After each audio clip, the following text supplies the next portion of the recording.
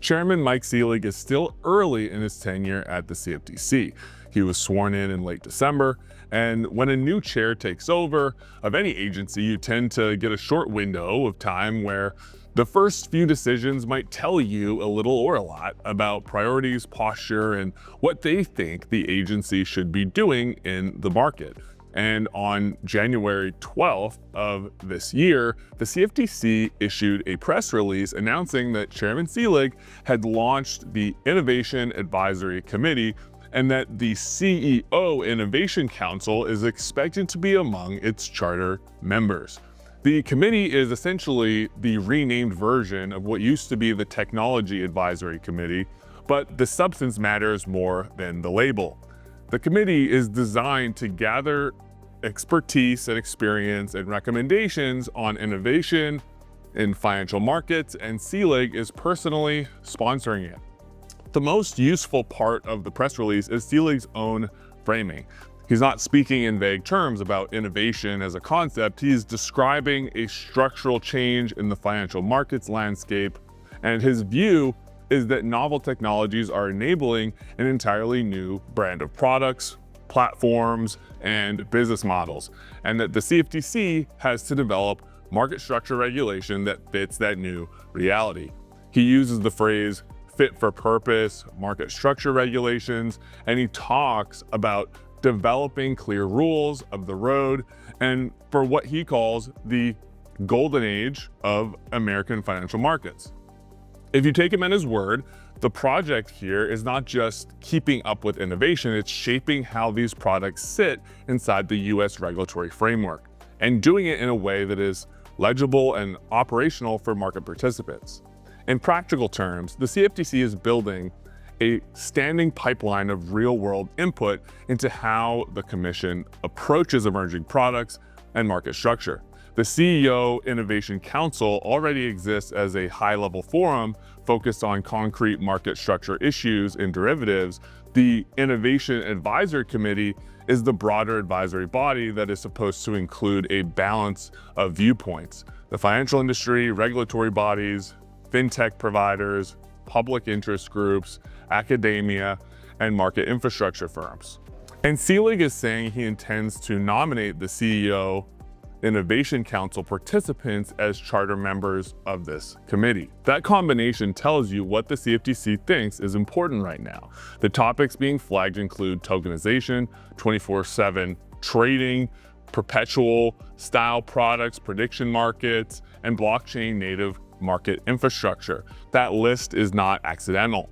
It reflects the areas where market structure is actually shifting. It also reflects the areas where legal questions are the hardest, and the politics are the loudest, and the stakes are the highest. Prediction markets are the cleanest example of all of that happening at once. They've moved from being a niche curiosity to being a serious point of friction between federal financial regulation and the state gambling regulation.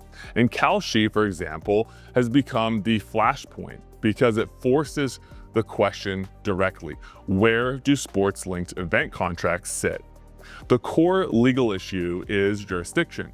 Under the Commodity Exchange Act, the CFTC has authority over derivative markets and certain event contracts. And under state gaming regimes, sports books are licensed, taxed, and heavily regulated, and states have built entire ecosystems around that model. Sports-linked event contracts sit right in the middle of those two worlds, and the question becomes, are these contracts properly treated as derivatives and regulated at the federal level, or are they gaming products that states get to control through their sports betting frameworks? That's not just an academic question. It's a question that determines who writes the rules, who collects the revenue, and who gets to decide which products are permitted and which are not.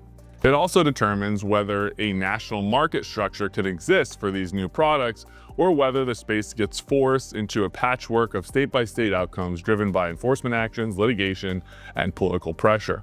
The conflict with sports books in Vegas is a natural consequence of that. Sports books are not just businesses, they're part of a regulated system with entrenched stakeholders, and they have a meaningful influence at the state level. States have tax revenue tied to sports betting. They have regulatory authority tied to sports betting. They have political constituencies tied to sports betting. A product that looks like sports wagering but claims it's a federal derivatives wrapper is going to trigger resistance. And that resistance is already showing up through state level scrutiny and litigation. That's why it's not especially useful to ask whether Selig is, quote, pro-Kalshi. A chair doesn't need to be pro anyone to see the institutional problem. The institutional problem is that prediction markets are expanding quickly and the regulatory perimeter is being contested in real time. So the market is looking for two things, I would argue, from the CFTC right now, and specifically from Selig. One, a backbone where it makes sense. If the CFTC believes that a category of contracts belongs under federal commodities regulation, the commission has to be willing to say so clearly and defend that position and withstand the political and legal pressure that follows. Second is rules. Clear operational rules, the kind of rules that a serious market participant can actually build around. Not informal signals, not just speeches, not enforcement by surprise. The kind of framework that tells you what's permitted, what's prohibited, and the compliance expectations and what they are, and how the CFTC expects market integrity and consumer protection to be maintained. That connects directly to Selig's broader agenda. He has been explicit about modernizing the CFTC's rulebook and moving towards a notice and comment rulemaking rather than regulation by enforcement. And if that is the direction of travel, then the Innovation Advisory Committee and the CEO Innovation Council become more than just industry engagement. They become a way to develop the factual record, the economic rationale, and the market structure logic that supports a modern regulatory framework. This is where the deliverables matter. If these advisory bodies produce serious recommendations that translate into policy priorities, then the rulemaking and the outcomes become a real force in shaping how the CFTC approaches emerging markets. If they don't, then they function more like a listening mechanism, which could still be important, but given what's happening with prediction markets, listening alone isn't enough. The jurisdictional fight is already underway, and from my perspective, this is one of the biggest issues in commodities right now because we live in a live test of whether the federal framework can adapt to new products in the prediction markets quickly enough to remain the governing framework moving forward. Prediction markets are not waiting for the law to catch up. Sports books and state regulators are not waiting either.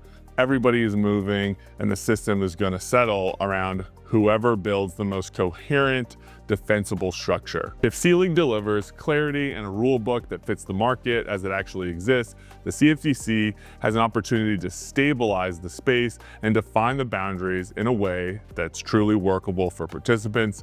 If it doesn't happen, then the market will keep getting defined by litigation and state-by-state pressure and inconsistent outcomes. That's the moment that we're in. My name is Braeden Anderson. I'm a partner at Gesmer Updegrove. If you have further questions, don't hesitate to reach out. Until next time, see ya.